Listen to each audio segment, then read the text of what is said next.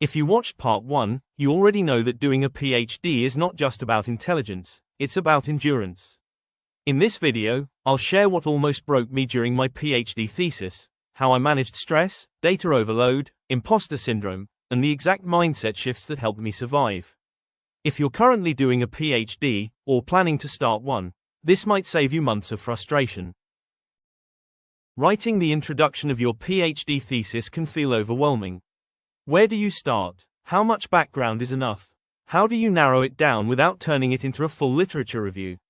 In this video, I'll break down exactly how to structure your thesis introduction, step by step, so that it flows logically from a broad field overview to your specific research problem, knowledge gap, hypothesis, and objectives. Let's begin. Your introduction should begin with a broad overview of your field. This is where you provide context, explain why the field matters, emphasize relevance and impact. For example, if your field is microbiology, you might start by discussing the global importance of microbial research in health, environment, or biotechnology. The key is this: you are guiding the reader from the big picture toward your research. Think of it as a funnel, broad to specific and to very specific. Avoid jumping directly into your experiment. Readers need intellectual orientation first. A strong thesis introduction should 1. Start broad and provide context. 2. Narrow logically to your specific research problem. 3. Identify a clear knowledge gap. 4. State hypothesis and objectives precisely. 5. Explain thesis structure clearly. The introduction sets the tone of your entire thesis. That makes it intimidating. Here's my advice: start with a rough draft. Don't aim for perfect language.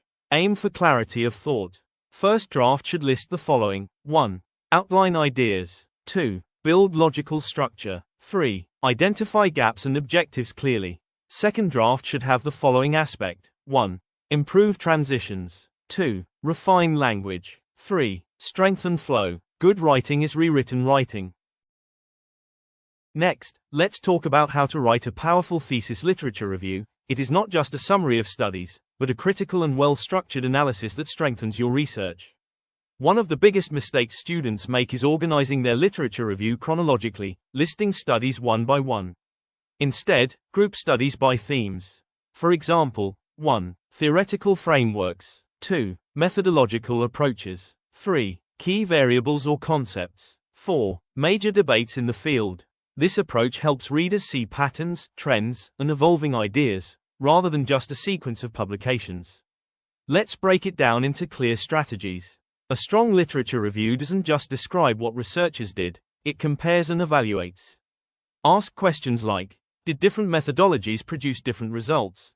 Are there conflicting findings? Are certain methods more reliable or widely accepted? This is where critical thinking becomes essential. You're not just reporting information, you're analyzing it. Highlight limitations and research gaps. This is one of the most important parts. Every strong literature review should clearly identify limitations in previous studies, underexplored populations or contexts, methodological weaknesses, inconsistent findings. These gaps naturally lead to your research question. Your study should feel like a logical next step in the academic conversation. Let's be honest, writing a thesis literature review can feel overwhelming. Common challenges include managing a large volume of sources, avoiding turning the review into a simple list of summaries, balancing breadth and depth, structuring the review effectively, clearly linking the literature to your research problem. Many students struggle not because they lack information, but because they have too much information. Reference management tools like EndNote and Mendeley can organize your articles, automatically generate citations, format references consistently, save significant time during revisions. AI tools can also assist with identifying relevant studies, summarizing long papers, suggesting connections between themes. However, always remember, AI can assist with information gathering, but verification, critical evaluation, and rephrasing remain your responsibility. Here's what you should focus on. 1. Prioritize key studies that are directly relevant to your research problem. 2. Synthesize rather than summarize. 3. Organize your review thematically or methodologically. 4. Highlight both seminal and recent studies. 5. Explicitly connect every section back to your research question. 6. Clearly show how your study addresses existing gaps. If a paragraph doesn't connect to your research problem, reconsider whether it belongs in your review. Final takeaway: a strong literature review is not about showing how much you've read. It's about demonstrating critical thinking, deep understanding of your field, and a clear justification for your research. When done well, your literature review becomes the foundation of your entire thesis.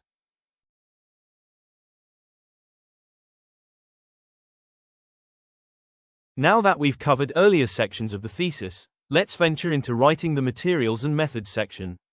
This section is the backbone of scientific credibility. It explains exactly how your research was conducted and ensures that others can reproduce your work. Let's break it down clearly. If your research involves microorganisms, animal models, or cell cultures, you must clearly specify strain names, cell line designations, source or supplier of materials, and accession numbers, if applicable. For example, in microbiology research, stating only E. coli was used is not enough. You must specify the exact strain and where it was obtained. Precision matters. For specify reagents, kits, and software versions. Always include full reagent names, kit names and manufacturers, catalog numbers when necessary, software name and version, for example, statistical software version, bioinformatics tools and database versions, image analysis software. Even minor version differences can affect reproducibility, especially in computational or molecular research. Your materials and methods section must clearly describe 1. Statistical tests used. 2. Significance thresholds, such as p-value less than 0.05. 3. Number of replicates. 4. Biological versus technical replicates. 5. Control groups and experimental controls. This allows readers to evaluate the robustness and reliability of your findings. You can also enhance clarity by including tables for reagents or strains, flowcharts for experimental design, diagrams of procedures, summary tables for statistical tests. Additionally, cite standard published methods and clearly state any modifications you made. For example, this protocol was adapted from author, year, with minor modifications. This shows both rigor and transparency. Final takeaway: the materials and methods section may not be the most glamorous part of your thesis, but it is one of the most important. When written clearly and accurately, it demonstrates scientific rigor, transparency, professional integrity. Follow these tips, and your section will be clear, precise, and fully reproducible. Next, let's talk about how to write and present the results section of your thesis. This is one of the most important parts of your thesis because it showcases your actual findings. However, it can also be challenging, especially when you need to present your data clearly without over-interpreting it. In this section, there are 4 key points you must pay attention to. 1. Present data objectively. 2. Use clear figures and tables. 3. Report statistical significance. 4. Avoid over-interpretation. Let's explore these 4 points in greater depth. 1. Present data objectively. Your results section should focus strictly on what you found, not what you think it means. Avoid adding explanations, speculations, or comparisons with previous studies here. Interpretation belongs in the discussion section. Instead, describe the findings clearly and neutrally. For example, state, gene expression increased by 2.5-fold under stress conditions, rather than, this significant increase proves the pathway is highly activated. Keep it factual, precise, and evidence-based. 2. Use clear figures and tables. Before writing your results section, prepare all your graphs, tables, and figures. This step is critical for clarity and organization. Well-designed visual aids help readers quickly understand trends, patterns, and comparisons. Make sure that figures are high resolution, axis labels are clear, units are included, legends are concise but informative. Each figure and table should serve a clear purpose. Avoid redundant visuals that repeat the same information. 3. Report statistical significance. If you perform statistical analysis, report it properly and consistently. Clearly state the statistical test used, the sample size, the p-values, confidence intervals, if applicable, for example, treatment a significantly increased growth rate compared to control, student's t-test, p-value less than 0.05. Accurate reporting strengthens the credibility of your findings and demonstrates scientific rigor. 4. Avoid over-interpretation. This is a common mistake. The results section is not the place to explain why something happened or to speculate about mechanisms. Stick to what the data directly shows. If a trend is unclear or not statistically significant, report it honestly. Transparency increases trust in your research. Organize your results logically. Structure your results section according to your research objectives or hypotheses. Present findings in a logical sequence so readers can follow your study step by step.